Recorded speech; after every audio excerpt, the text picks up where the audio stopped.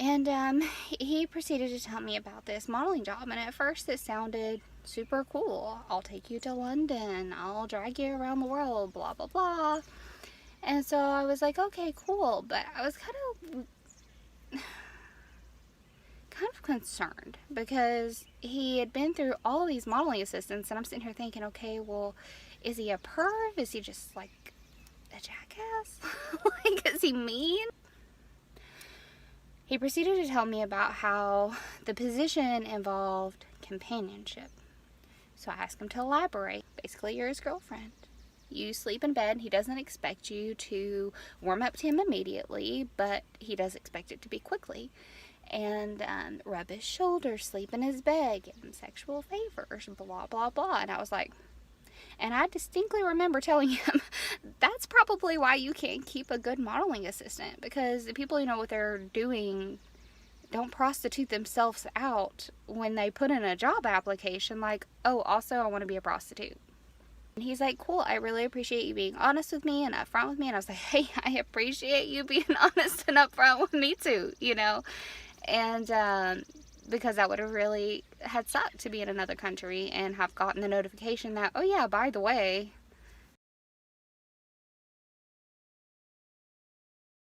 so this person said, yeah, I want to shoot. And I said, yeah, sure. And I said, but I don't want to shoot nude. So his look was kind of a look of disapproval. Like, he was just like, okay, why not? So I was just kind of like, yeah, you know, I'm over the whole thing. It's like, I can't post those pictures. I'm not going to post them. You know, you're not going to post them. So it's like, I'm over it, you know. So he wasn't very happy. So he basically told me that was like me cutting his wings, because he was this creative person and not being able to shoot nude was like almost like the end of the world for him, honestly. He ended his conversation by telling me that the only way we were going to work out the whole, you know, I guess my position with him, like my role with him, that the only way things were going to work out is if I began to behave like his platonic girlfriend. He then went to add that we were not going to sleep together, but I needed to behave like his platonic girlfriend. Mind you, I had a boyfriend at that time. He knew I had a boyfriend. He knew my boyfriend. So for this person to tell me that, I was shocked. Had I been told that at the beginning, there was no way I would have been like, yeah, sure, I'll work for you. No. The meeting was over. Everything on his end was great, because apparently, you know, I had understood what I was supposed to do. On my end, things were just like, you know, I was mind blown. You're gross. You're nasty. What the? So what a companion's job is to just de-stress with him. He talks about other models that he would take on dates, and that he genuinely liked buying them nice things, whether it was clothes, which later eventually became, well, he bought people lingerie for nude shoots to do with them.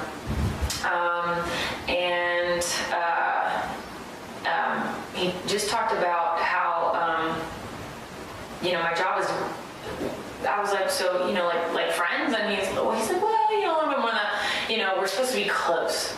And always by me, and, you know, it basically kind of sounded like a girlfriend.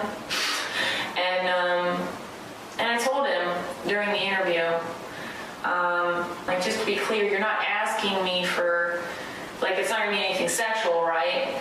He's like, oh, no, like, I've got a wife and kids, there's no way I would do that. And I said, okay, well, like, I just want to be clear, like, I'm not saying that, you know, you are like that, but, you know, there's been times in my life where men have taken advantage of just kind of a vulnerable position that you're in, and, you know, and me thinking I'll be, you know, at this dude's beck and call, that, you know, that I'd be in a very vulnerable position.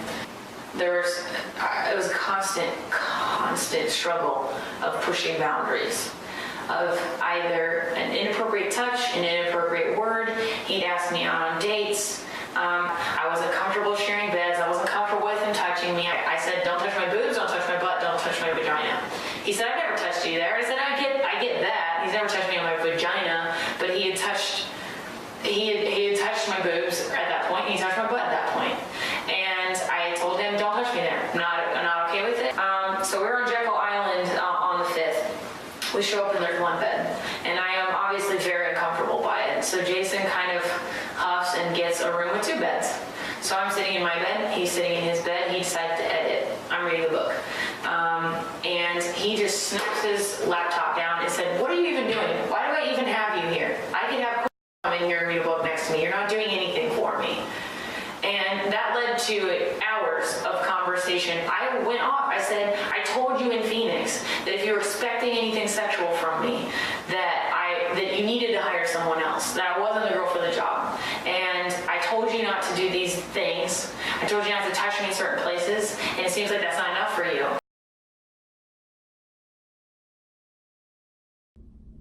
So then we go to, which was my last trip with this person, and I was very excited. We were supposed to go to several different places, that a few of them that I've never been to, and we get on the airplane, and I get a call from my boyfriend, and I state to him, love you, before I hang up the phone, and then it was overheard, and the attitude and the atmosphere just completely shifted. And shit just got really weird. There was some words exchanged, as in, there's no way you can have a boyfriend in this career. They're never gonna understand you traveling around with somebody all the time and modeling. They're never going to accept that. I just want you to know that. The only person that's gonna accept that is me. And that kind of caught me off guard and kind of stuck in my head. And then the flight was silent the rest of the time there.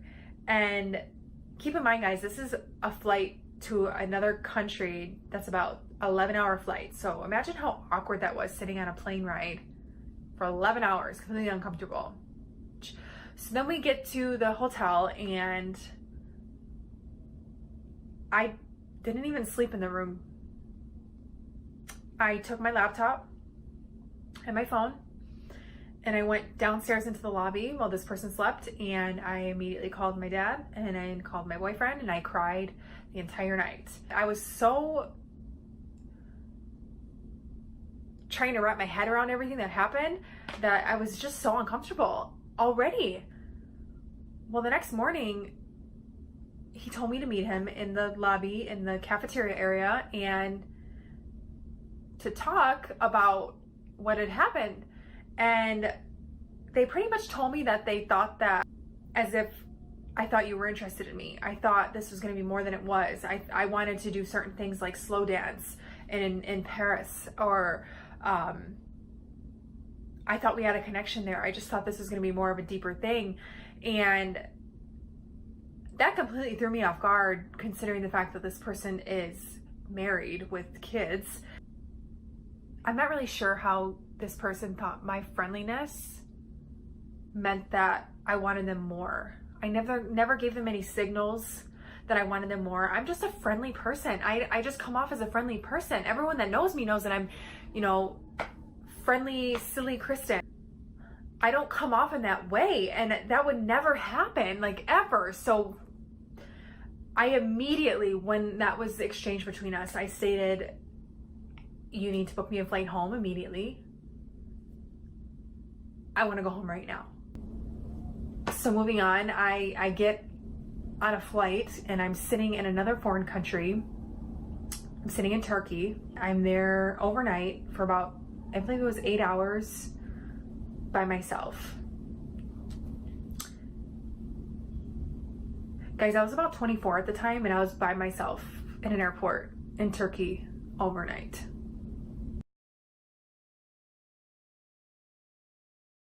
Like, never in a million years would I have consented to someone smacking my butt. I said, hey, that's my butt. It's got my boyfriend's name on it. And instead of taking the actual hint, I got some shade thrown at me for even having a boyfriend.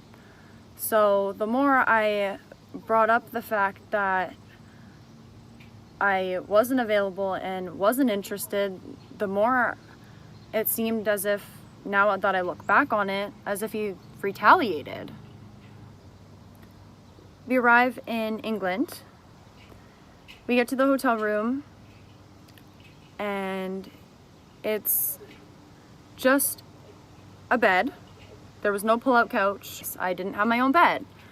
So I didn't make a fuss about it. I didn't throw a temper tantrum. I showered, I unpacked, I went downstairs and got a cot. Myself. You lied. So what else are you lying about? You did not provide me with a cot, and you expected me to stay in the same bed as you. How dare you manipulate this and make it look like I'm the cruel one. I'm the one. You make yourself look to be the victim when you've made everyone else the victim this whole entire time. And then hide behind some unlawful friggin' contract. You looked me dead in the eye and told me that if you touch me in my sleep, to push you over.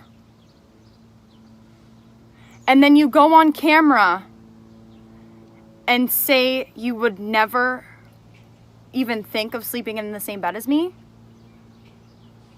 Disgusting. You manipulated it to seem that, like, everyone I had worked with, that all of our crew members, everyone in the past, like, this was okay with them. So I felt guilty. I literally apologized to you for it in England. I apologized for not sleeping in the same bed as you because you made me think it was okay. Because other women did it too.